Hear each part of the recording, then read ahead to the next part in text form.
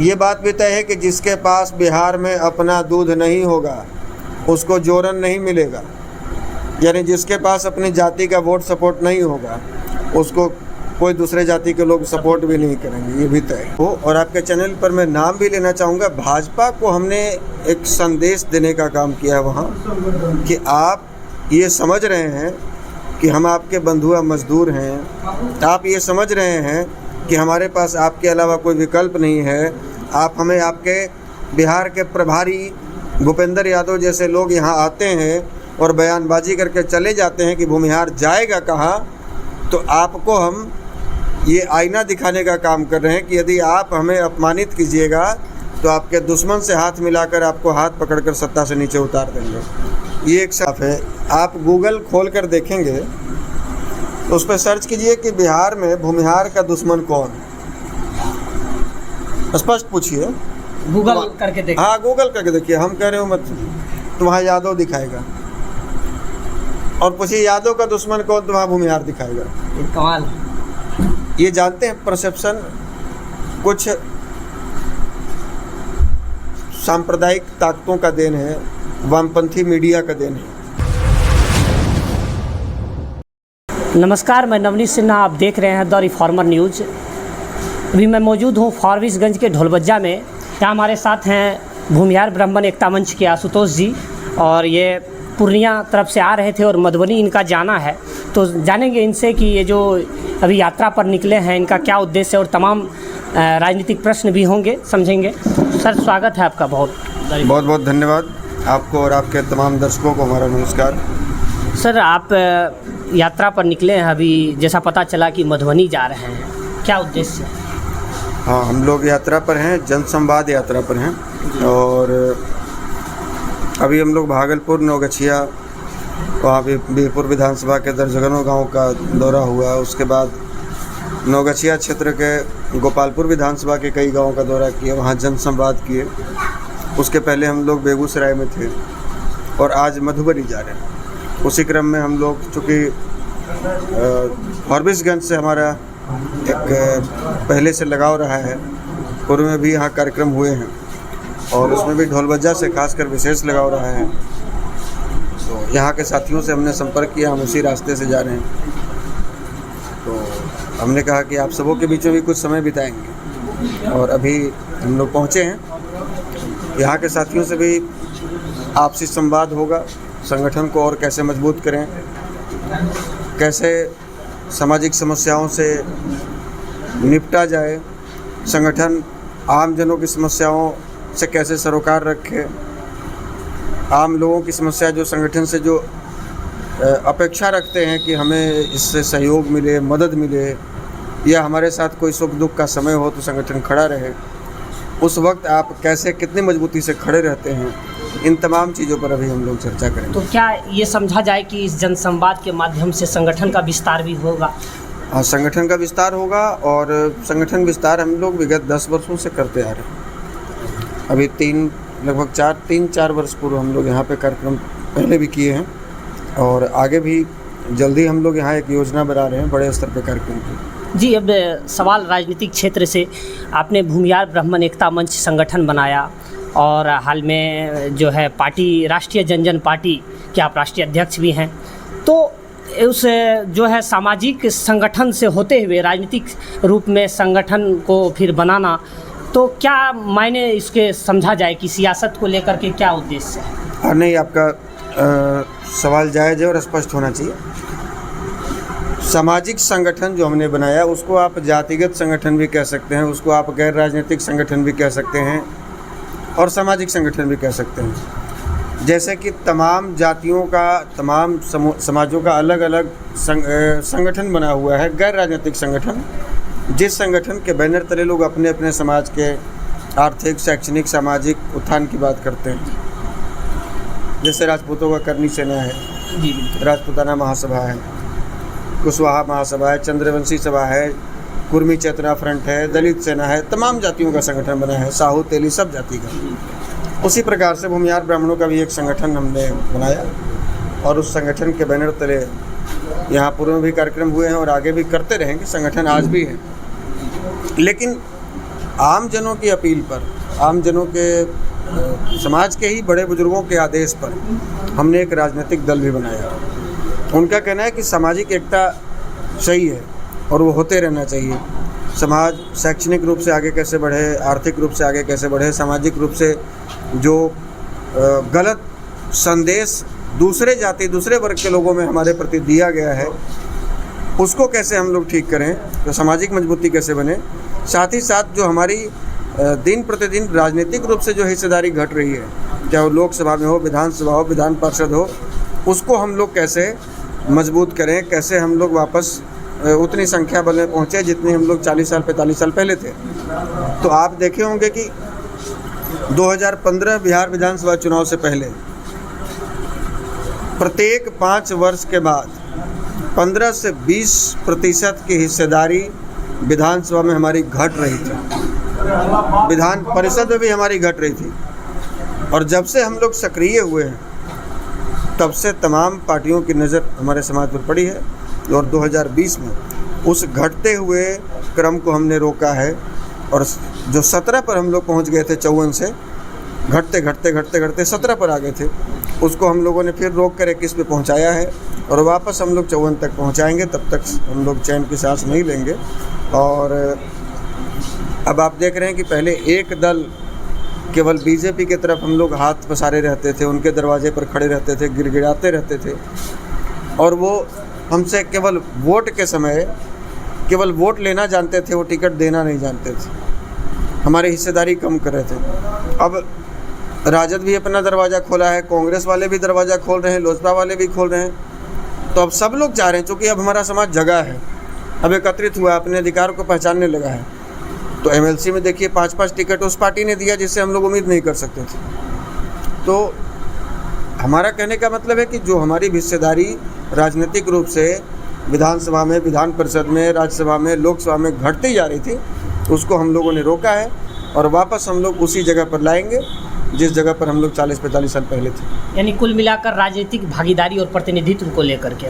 जी, अगला सवाल है कि उपचुनाव के वक्त आपने तेजस्वी यादव के साथ गठबंधन किया और राजनीति में चुनाव में उतरे, चुनावी मैदान में। तो अब चूँकि तेजस्वी सरकार में हैं तो बाकायदा आपके उनके साथ गठबंधन रहा, अब आगे की क्या राह देखते हैं आप? देखिए, हमने साथ और वर्तमान सरकार को किस तरह देखते हैं? हमने गठबंधन नहीं किया था, यहाँ स्पष्ट कर दूँ, हमने बाहर से समर्थन दिया था। जी बिल्कुल। तो उसको लोग ऐसे मीडिया में तो यही चीज़ें चली, मीडिया में गठबंधन के रूप में लोग हमने बाहर से समर्थन दिया और उपचुनाव में ये एक पार्टी विशेष को, और आपके चैनल पर मैं नाम भी लेना चाहूँगा, भाजपा को हमने एक संदेश देने का काम किया वहाँ कि आप ये समझ रहे हैं कि हम आपके बंधुआ मजदूर हैं, आप ये समझ रहे हैं कि हमारे पास आपके अलावा कोई विकल्प नहीं है, आप हमें आपके बिहार के प्रभारी भूपेंद्र यादव जैसे लोग यहाँ आते हैं और बयानबाजी करके चले जाते हैं कि भूमिहार जाएगा कहाँ। तो आपको हम ये आईना दिखाने का काम कर रहे हैं कि यदि आप हमें अपमानित कीजिएगा तो आपके दुश्मन से हाथ मिलाकर आपको हाथ पकड़कर सत्ता से नीचे उतार देंगे। ये एक संदेश था भाजपा के लिए। उपचुनाव में एक सीट से न किसी की हार होती है, न किसी की सरकार बनती है, न कोई सरकार गिरती है, लेकिन संदेश बहुत बड़ा गया और उस संदेश का असर हुआ कि पिछले 32 वर्षों से सुशील मोदी जैसे, नित्यानंद राय जैसे लोग जो भूमिहार विरोधी मानसिकता के लोग थे, जो कभी अपने मुंह से भूमिहार शब्द निकाले नहीं थे, वो लगातार इतना लंबा ट्वीट करना शुरू कर दिए भूमिहार के नाम पर। दिल्ली के अखबारों में भी छपा कि भूमिहारों की नाराज़गी पर भाजपा में मंथन चल रहा है। तो यदि हम बिना शर्त का, बिना कंडीशन का किसी दल या किसी पार्टी के साथ में समर्पित हो जाते हैं तो धीरे धीरे वो हमारी इसको मजबूरी समझने लग जाते हैं कि ये इनकी मजबूरी है, ये हमारे बंधुआ मजदूर हो चुके हैं। और यही वहम कांग्रेस के दिमाग में आई थी जब हमारे पूर्वज कांग्रेस के साथ में थे, तो कांग्रेस को एहसास हो गया। अब भाजपा के दिमाग में आई है तो उसको भी एहसास कराना जरूरी है। हम लोग एहसास कराए भी हैं और आगे भी कराएं। तो अभी तेजस्वी सरकार में है, किस तरह से देखते हैं सरकार को? हम तो चाहेंगे कि आप सरकार से जब बाहर थे, देखिए हम थोड़ा अलग टाइप के लोग हैं, हमारा चूँकि बहुत ज़्यादा पॉलिटिक्स से संबंध हमारा इस तरह का पूर्वज का नहीं रहा है, हमारे बाप दादा सांसद मंत्री विधायक नहीं रहे हैं, कि हम केवल राजनीति की ही बात करेंगे। हम साफ साफ बात करना, हम एक सेना में सिपाही फौजी थे, आज भी फौजी के हिसाब से बात करते हैं। जो गलत होगा उसको गलत कहेंगे, जो सही होगा उसको सही कहेंगे। आप जब विपक्ष में थे तेजस्वी जी, तो आप कहते थे कि बेरोज़गारी बहुत है, सरकार से रोज़गार की मांग करते थे। तो आज आप सत्ता पक्ष में आए, आप नीतीश जी के साथ में हैं, तो हम आपसे मांग करते हैं कि आप बिहार के युवाओं को रोज़गार दीजिए। अब आपको देना चाहिए, अब आपको इस पर पहल करनी चाहिए। भ्रष्टाचार पर आप आरोप लगाते थे तो इस पर रोक लगाइए। अपराध पर आप आरोप लगाते थे, अब इस पर रोक लगाइए। आप सत्ता में हिस्सेदार हो चुके हैं और हम लोग आपसे उम्मीद करते हैं कि आप रोक लगाइएगा इन चीज़ों को लेकर। अच्छा, एक चीज़, अभी आपने सेना का नाम लिया और संजोग देखिए कि आज जो है दिल्ली जंतर मंतर पर अहिर रेजिमेंट को लेकर प्रदर्शन हुआ। तेजस्वी भी इसमें सहमति अपनी दिखा चुके हैं। आप क्या सोचते हैं सेना में अहिर रेजिमेंट को लेकर? देखिए, Ahir regiment, Jat regiment, Maratha regiment, Sikh regiment, Rajputana rifles, ये तमाम अहिरों के लिए कुछ कुछ यूनिटें जो है, देखिए सेना की बात अलग होती है, उस पर हम थोड़ा स्पष्ट आपको कहेंगे, सिविल के लोग उसको नहीं समझ पाते हैं आसानी से। कई यूनिटें पहले प्योर हुआ करती थी, प्योर यूनिट उनको बोला जाता था, जिसमें एक यूनिट में यदि 5 बटालियन है, एक बटालियन में यदि 5 कंपनी है, तो उसमें से एक कंपनी अहीरों के लिए यानी कि यादवों के लिए होती थी, एक कंपनी राजपूतों के लिए होती थी, एक कंपनी जाट के लिए होती थी, एक कंपनी सिख के लिए होता था। उसी तरह से अलग अलग रेजिमेंटों में, आर्टिलरी में, इन्फेंट्री में, कोर में नहीं होता है। आर्टिलरी इन्फेंट्री को लड़ाकू सेना कहा जाता है, आर्मर्स में, इसमें कंपनियां अलग अलग, जो एक जैसे एक घर में 5 दरवाज़ा होता है, 5 घर होता है एक मकान में, तो उसी प्रकार समझिए कि एक बटालियन में 5 कंपनी होती है। तो अलग अलग कंपनियां अलग अलग जातियों के लिए पहले आरक्षित रहती थी, कुछ जाटों के लिए, कुछ सिखों के लिए, कुछ राजपूतों के लिए, कुछ यादवों के लिए, जो समय प्रभुत्व में था। हाँ, और अभी 99 तक में था, कारगिल की लड़ाई तक में था। उसके बाद से धीरे धीरे उसको सबको मिक्स करने लग गए लोग। तो अहिर समाज के लोग, यादव समाज के लोग आज भी सेना में बहुत हैं। हम तो कहते हैं कि अहिरों के लिए रेजिमेंट बननी चाहिए और भूमिहारों के लिए भी एक रेजिमेंट बननी चाहिए, क्योंकि भूमिहार भी फाइटर जाती है, ये लड़ाकू जाती है। और बिहार सरकार में जो बहालियाँ निकलती हैं बिहार पुलिस की, आप देखते होंगे शायद ही कोई ऐसा गांव मिलेगा भूमिहारों का जिस गांव में 10, 20, 50 भूमिहार के लड़के सेना में नहीं होंगे। लेकिन पिछले 2018 में एक बहाली निकली बिहार पुलिस की, 10,000 बहाली निकली, 10,000 में मात्र 3 भूमिहार लड़के बहाल हुए। जब सेना की बहाली को आसानी से निकाल लेते हैं भूमिहार युवा, और बिहार पुलिस की बहाली नहीं निकाल पाते हैं, सब के सब यहाँ पर जितने पहलवान हैं वो सब कुर्मी हैं नालंदा के, सब नीतीश जी के जातीय वाले पहलवान हैं जो बिहार पुलिस की बहाली निकालते हैं। तो यहाँ पक्षपात करते हैं, सेना में पक्षपात नहीं होता है। तो हम चाहेंगे कि जो फाइटर जातियाँ हैं, जाट है, जो लड़ाकू जातियाँ हैं, जो देश के लिए लड़ना जानती हैं, पीठ दिखाकर बॉर्डर से भागना नहीं जानती हैं, यहाँ भी यदि सवर्णों में बात की जाए तो भूमिहार को फाइटर बोला जाता है। कम बड़ी बड़ी आबादी वाले यहाँ लोग हैं, उनके बनिस्बत में बहुत कम रहते भर में वो काम करके दिखाया जो भारत सरकार नहीं कर पा रही है। 4 साल के संघर्ष में भूमिहारों ने मगध, शाहाबाद और पटना कमिश्नरी के 16 जिलों से नक्सलवाद को खदेड़ दिया, नक्सलवाद का सफाया किया। ये बड़े बड़े पहलवान नहीं कर पाए। तो भूमिहारों की भी एक रेजिमेंट होनी चाहिए, अहीरों की रेजिमेंट होनी चाहिए, जाटों की रेजिमेंट होनी चाहिए, गोरखा रेजिमेंट है, ये लड़ाकू रेजिमेंट है, इनकी अलग से रेजिमेंट होनी चाहिए और सेना को ऐसे लोगों की आवश्यकता है। एक सवाल है कि तेजस्वी के साथ जब आप मंच शेयर कर रहे थे सभा में, तो वहाँ एक नारा निकल कर सामने आया कि भूमिहार का चूड़ा, यादव का दही, तब हुई बिहार सही। इस नारे के क्या मतलब हैं और आगे किस परिदृश्य में ये देखने को मिलेगा? देखिए, इसका मतलब साफ है। आप गूगल खोल कर देखेंगे तो उस पर सर्च कीजिए कि बिहार में भूमिहार का दुश्मन कौन, स्पष्ट पूछिए, गूगल करके देखिए। हाँ, गूगल करके देखिए, हम कह रहे हो मत, तो वहाँ यादव दिखाएगा, और पूछिए यादव का दुश्मन कौन, तो वहाँ भूमिहार दिखाएगा। कमाल। ये जानते हैं, परसेप्शन कुछ सांप्रदायिक ताकतों का देन है, वामपंथी मीडिया का देन है, जो इस तरह से लोगों में एक मैसेज दिया एक मैसेज फैलाया कि भाई ये दो जाति आपस में एक दूसरे के दुश्मन है। ये दोनों जातियाँ मजबूत जाति हैं, लड़ाकू जाति है। अब आप बताइए कि जिस बूथ पर पियर का गमछा और हरियर का गमछा खड़ा हो जाएगा, वहाँ दूसरा कोई गमछा वाला दिखाई देगा? बिहार के जिस बूथ पर पीला और हरा गमछा साथ में खड़ा हो गया, वहाँ कोई दूसरा दिखाई नहीं देगा। ये दोनों मजबूत जातियाँ हैं। और ये जो नीतीश कुमार जैसे या वामपंथी लोग या ये जो सांप्रदायिक ताकतें हैं, ये लोग शुरू से चाहें कि इन दोनों को लड़ा कर रखो, तभी बिहार में राज करोगे। और नहीं तो ये दोनों जब एक हो जाएगा तो इसका अजर अमर समीकरण हो जाएगा, जिसको फिर तोड़ना बड़ा मुश्किल हो जाएगा। तो समीकरण बाद की बात है। भूमिहार ब्राह्मण एक होंगे, भूमिहार यादव एक होंगे, सरकार बनाएंगे नहीं बनाएंगे, साथ में आएंगे नहीं आएंगे, ये बात की बात है और ये अंधेरे में तीर चलाने वाली बात है। लेकिन यदि हमारे और तेजस्वी यादव के साझा पहल से 10% भूमिहार और 10% यादव भी इस बात को समझते हैं कि नहीं, हम आपस में एक दूसरे के दुश्मन नहीं हैं, एक दूसरे का विरोध नहीं करने के लिए हम लोग बने हैं, हम लोग एक दूसरे का हाथ पकड़ के एक बेहतर बिहार का निर्माण कर सकते हैं, बेहतर समाज का निर्माण कर सकते हैं, तो समझिए कि हम लोगों का ये सामूहिक प्रयास, दही चूड़ा का प्रयास सफल हो गया। अच्छा, एक चीज़ कि जिस समाज से आप आते हैं और अभी तत्काल में मुद्दा गरमाया हुआ भी है और आप जिस और अभी जा रहे हैं उस क्षेत्र में, मिथिला क्षेत्र के लोग इधर हाल में लगातार मांग उठा रहे हैं और दिल्ली में प्रदर्शन भी हुआ कि मिथिला अलग राज्य बनना चाहिए, मिथिलांचल। तो मिथिलांचल को लेकर आप लोग क्या सोचते हैं? अच्छा, आप भी मिथिला के ही हैं?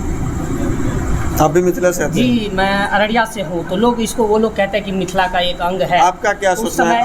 आप पत्रकार हैं, आप पत्रकारिता करते हैं और सभी चीज़ों को समझते हैं। जी बिल्कुल। सामाजिक स्तर पे, राजनीतिक स्तर पे आपको भी अनुभव है। आपके हिसाब से क्या होना चाहिए? मेरे हिसाब से होना चाहिए कि एक जो डेमोक्रेटिक तौर पर और जो एक भौगोलिक क्षेत्रफल है उसके दृष्टिकोण से अगर हिस्सेदारी नहीं मिल रही है, विकास को लेकर कोई काम नहीं हो रहा है, तो वो डिमांड होनी चाहिए। अलग राज्य का मांग नहीं होना चाहिए। ये विभेदनकारी है, ये तोड़फोड़ की राजनीति फिर होने लगी है।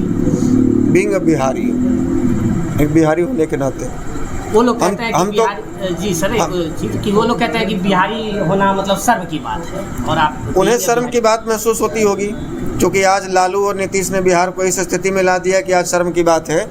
लेकिन जब डॉक्टर शक्तिसिंह सिंह बिहार के मुख्यमंत्री थे तो वो लोग शान से कहते थे कि बिहारी होना गर्व की बात है। जब नालंदा विश्वविद्यालय बिहार में था और चीन के लोग यहाँ पर रिसर्च करने आते थे, तब इनको ये लोग बड़े गर्व के साथ कहते थे कि हम बिहारी हैं। जब चीनी मिलें चालू थी, गत्ता मिलें चालू थी, उद्योग धंधे चालू थे और एक समय था कि बिहार विकास के मामले में सबसे अगले पायदान पर खड़ा था, तब शायद ये लोग छाती चौड़ा करके कहते थे कि हम बिहारी हैं। तो आज जब बिहार बढ़िया स्थिति में था तो आपको गर्व होता था, और आज खराब स्थिति में है नेताओं की वजह से, तो आपको शर्म महसूस हो रहा है और आप कह रहे हैं कि हमको अलग राज्य बना कर दीजिए। तो आप अपने आप को भगोड़ा घोषित कर रहे हैं, आप अपने आप को कायर घोषित कर रहे हैं। मेरे हिसाब से ये डिमांड बिल्कुल गलत है। हाँ, हम ये मानते हैं, हम इस बात से भी इनकार नहीं करते हैं कि नीतीश कुमार ने इस क्षेत्र के साथ में गलत किया है, नीतीश कुमार ने पक्षपात किया है। लोग कहते हैं कि मगध का विकास किया है। नीतीश कुमार मगध का विकास नहीं किए हैं, वो एक जिला का विकास किए हैं, नालंदा जिला का। और वो बिहार के बिहारियों का विकास नहीं किए, वो एक जाति का विकास किए हैं, कुर्मी जाति का। वो बस कुर्मी के मुख्यमंत्री रहे हैं, वो बस नालंदा के मुख्यमंत्री रहे हैं, वो और किसी का मुख्यमंत्री नहीं रहे। तो पक्षपात, यदि आप अरवल चले जाइए, आपको जानकारी नहीं, अरवल मगध में आता है। यहाँ के लोग आरोप लगाते हैं कि मगध का मुख्यमंत्री मगध में विकास किए, हमारे यहाँ नहीं किए। अरवल मगध में आता है। पूरे बिहार में सबसे पीछे किसी जिला में बिजली पहुंचा है तो मगध में, अरवल में पहुंचा है। सड़कों की दुर्दशा आज अगर आप जाकर देख लीजिएगा तो पूरे बिहार में सबसे ज़्यादा अगर दुर्दशा है सड़कों की तो अरवल जिला में है। सबसे ज़्यादा नक्सलवाद प्रभावित, हर घर में, हर गाँव में 10-12 आपको विधवाएँ मिल जाएंगी जिनके पति काटे गए हैं नरसंहार में। तो ऐसा नहीं है। यदि आपके साथ पक्षपात हुआ है तो हम लोग भी आपका साथ देंगे। मिथिला बिहार में ही है, मगध बिहार में है, तिरहुत बिहार में है, अंगिका बिहार में है। और हमारा यदि 5 बेटा है, यदि 9 कमिश्नरी है तो बिहार के यदि 9 बेटे हैं तो 8 बेटा के साथ में अच्छा व्यवहार हो रहा है, 9वां के साथ में गलत हो रहा है, तो 8 बेटा का कर्तव्य है कि मिलकर बाबूजी से कहें कि भाई उसके साथ पक्षपात क्यों कर रहे हैं। हमको तकलीफ़ है मिथिला का विकास नहीं हुआ, हमको तकलीफ़ है कि हमारे ज़िला का विकास नहीं हुआ, तो ये हमारा कर्तव्य बनता है ना। अभी आप कह रहे हैं कि मिथिला अलग कर दीजिए, अब हम उधर से उठेंगे कहें कि हमारा मगध अलग कर दीजिए, कोई कहेगा अंगिका अलग कर दीजिए, कोई कहेगा अरे पहले ही हम उड़ीसा को अलग कर चुके, पहले ही हम बंगाल को अलग कर चुके, पहले ही हम झारखंड को अलग कर चुके, और अलग करके आपको मिला क्या? अलग करके मिला क्या? लोग बोलते थे कि बंटवारा हो जाएगा तो बहुत विकास हो जाएगा, अब तो बालू के अलावा आपके पास रहा क्या? और वो भी बालू अस्थायी रूप से मिल नहीं रहा है। तो बंटवारे से घर का भी बंटवारा होता है तो नुकसान ही ना होता है, किसी भी घर का बंटवारा हो, और सामूहिक रूप से लोग सम्मिलित रूप से एकजुट होकर रहते हैं तो उस घर का विकास होता है जी। हम बंटवारे के पक्ष में नहीं। जी बिल्कुल सर, एक आखिरी सवाल रहेगा कि जो भी यहाँ नेता निकल कर सामने आते हैं, तो एक तो सबसे बड़ी बात क्या होती है कि जातिगत राजनीति का आरोप लगता रहा है, या अगर निकल कर नहीं आते हैं लेकिन बाद में आरोप लग जाता है, जैसे आपने अभी कहा कि नीतीश कुमार कुर्मी जाति का विकास किए। तो इस ढंग से जो बिहार में जातिगत राजनीति का एक वर्चस्व है, तो क्या लगता है आपको, या इस पर आपकी क्या राय है कि जातिगत राजनीति खत्म होनी चाहिए कि नहीं होनी चाहिए, और इस पर आपकी क्या राय है? देखिए, भारतीय लोकतंत्र की ये विडंबना है कि इसके मूल में, इसके जड़ में जातिवाद है। यहाँ टिकट जाति के हिसाब से दिया जाता है, वोट लोग जाति के हिसाब से देते हैं, जीत के जाने के बाद मंत्रालय जाति के हिसाब से बढ़ता है, तो इसको समाप्त कैसे कीजिएगा? और बिहार की बात नहीं, उत्तर प्रदेश देखिए, 95% लिटरेसी रेट वाला राज्य, केरला में भी जातिवाद पीछा नहीं छोड़ रहा है। तो बिहार में तो अभी बहुत देर है, यहाँ समय लगेगा। और ये बात भी तय है कि जिसके पास बिहार में अपना दूध नहीं होगा उसको जोरन नहीं मिलेगा, यानी जिसके पास अपनी जाति का वोट सपोर्ट नहीं होगा उसको कोई दूसरे जाति के लोग सपोर्ट भी नहीं करेंगे, ये भी तय है।